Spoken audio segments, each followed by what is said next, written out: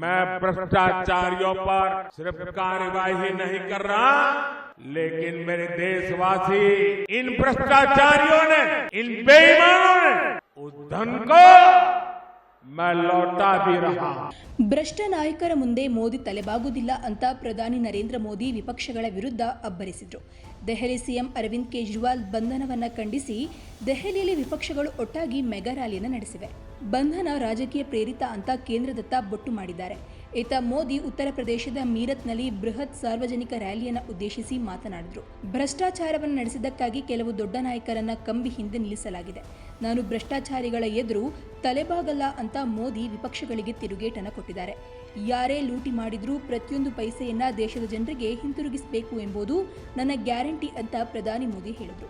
ನನ್ನ ದೇಶದ ಜನರನ್ನ ಲೂಟಿ ಮಾಡಿದವರು ಯಾರೇ ಆಗಿರಲಿ, ನನ್ನ ಜನರಿಂದಂತಹ ಕದ್ದ ಸಂಪತ್ತನ್ನ ನಾನು ಅವರಿಗೆ ಹಿಂತಿರುಗಿಸ್ತೇನೆ ಎಂಬುದು ನನ್ನ ಭರವಸೆ ಅಂತ ಅಂದರು. ಮಾಜಿ ಪ್ರಧಾನಿ ಚೌಧರಿ ಚರಣ್ ಸಿಂಗ್ ಕುರಿತು ಮಾತನಾಡಿದ ಪ್ರಧಾನಿ ಮೋದಿ, ರೈತರನ್ನ ದ್ವೇಷಿಸುವ ಭಾರತದ ಒಕ್ಕೂಟವು ಚೌಧರಿ ಚರಣ್ ಸಿಂಗ್ಗೆ ಸರಿಯಾದ ಗೌರವವನ್ನು ನೀಡಲಿಲ್ಲ ಅಂತ ಆರೋಪಿಸಿದರು. ಸಂಸತ್ತಿನಲ್ಲಿ ನಡೆದಂತಹ ಚರ್ಚೆಯ ವೇಳೆ ಸಂಸತ್ತಿನೊಳಗೆ ಭಾರತ ಮೈತ್ರಿಕೂಟ ಮಾಡಿದ್ದನ್ನ ಇಡೀ ದೇಶವೇ ನೋಡಿದೆ.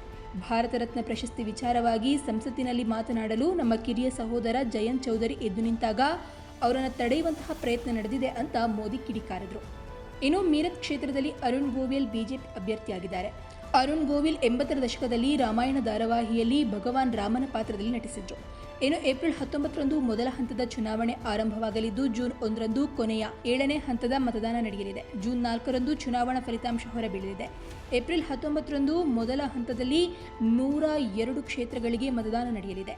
ಏಪ್ರಿಲ್ 26ರಂದು 2ನೇ ಹಂತದಲ್ಲಿ 89 ಕ್ಷೇತ್ರಗಳಿಗೆ, 3ನೇ ಹಂತದಲ್ಲಿ 94 ಕ್ಷೇತ್ರಗಳು, 4ನೇ ಹಂತದಲ್ಲಿ 96, 5ನೇ ಹಂತದಲ್ಲಿ 49, 6ನೇ ಹಂತದಲ್ಲಿ 57 ಮತ್ತು 7ನೇ ಹಂತದಲ್ಲಿ 57 ಕ್ಷೇತ್ರಗಳಿಗೆ ಮತದಾನ ನಡೆಯಲಿದೆ.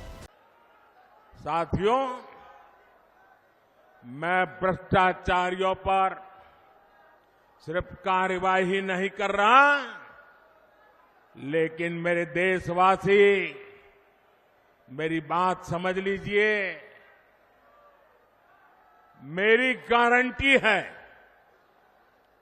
इन भ्रष्टाचारियों ने, इन बेईमानों ने जिसका धन लूटा है, उस धन को मैं लौटा भी रहा हूं.